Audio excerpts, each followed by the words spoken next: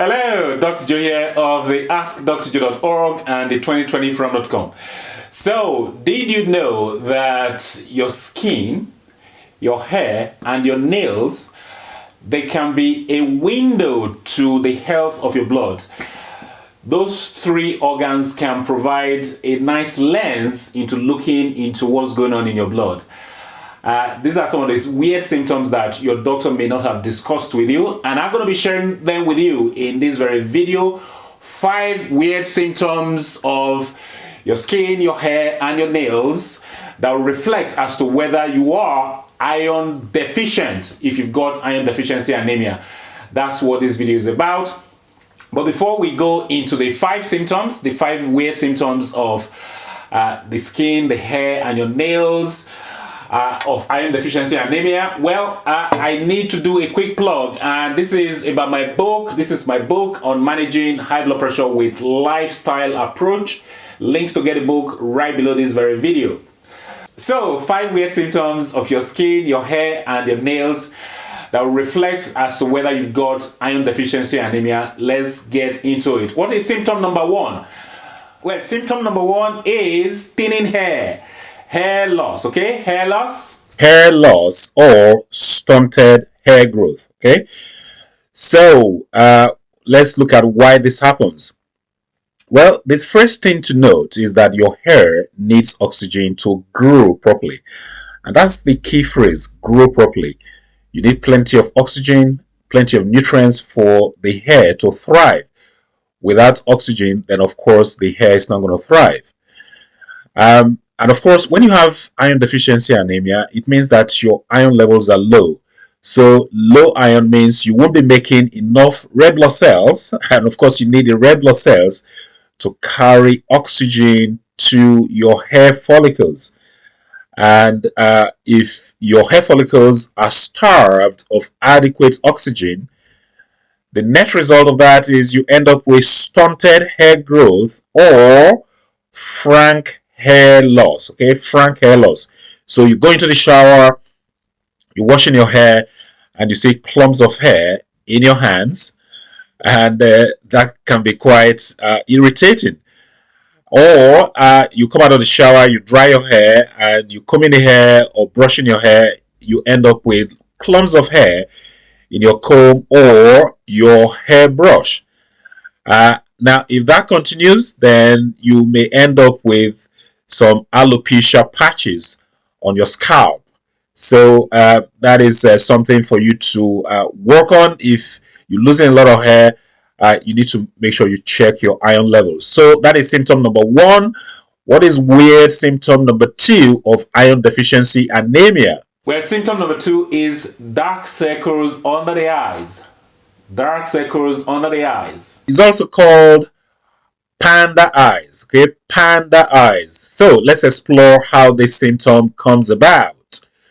Well, the skin under your eyes is very, very thin. This skin here is really thin, really thin.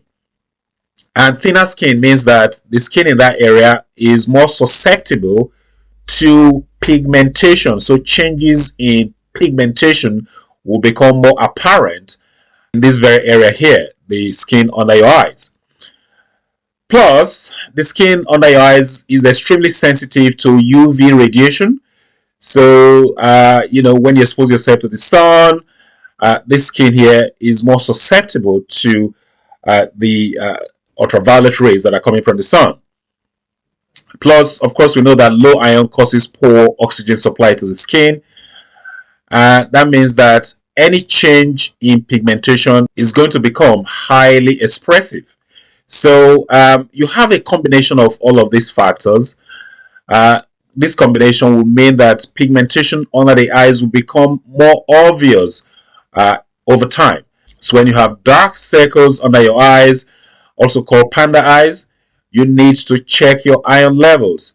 And that is symptom number 2 of iron deficiency anemia. Let's move on to symptom number 3 of iron deficiency anemia, which will be pale skin. Pale skin, pale looking skin. Well, pale looking skin, and this is more apparent the lighter your skin tone is. So what causes it? Well, the reason is very, very simple to explain.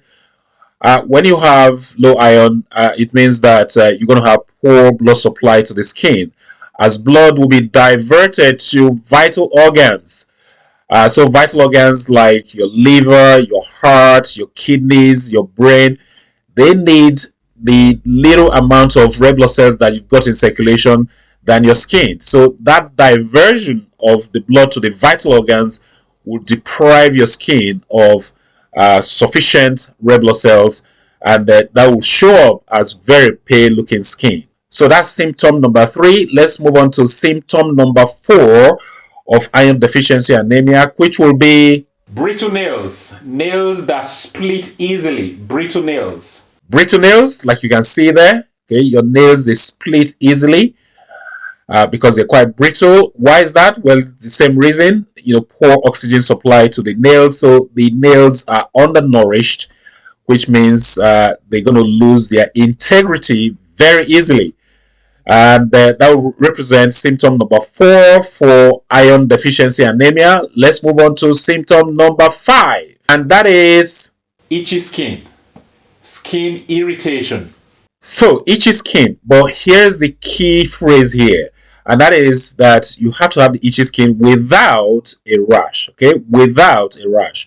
So if you're itching, if your skin is itching and you don't have a rash, you got to always think, could I be iron deficient? You need to have your iron levels checked. Now, the thing to also note is that even though you start off with an itchy skin without a rash, if you have an itch, you're going to scratch it. And as you begin to scratch your skin, the skin is going to become red, it's going to become bumpy, it's going to become sore. So you may start off without a rash, but over time, you're going to end up with a red, bumpy, sore skin, which could represent a rash in the end. So that is symptom number 5 of iron deficiency anemia. So those are your 5 symptoms that may give you a nice window as to whether you are iron deficient or not.